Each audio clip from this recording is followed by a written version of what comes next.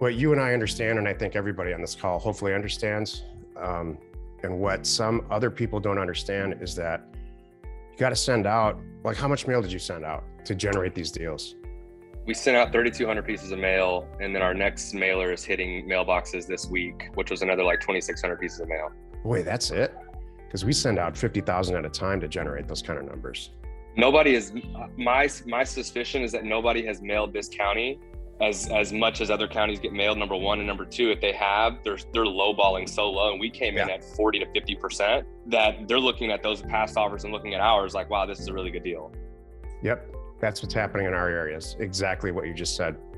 It's been mailed before, including by us, but now they're getting offers that are, you know, when they got an offer in the past for $5,000 or $8,000, now they're getting an offer 30 or 40. We're going to buy it and sell it for 60, 70, 80.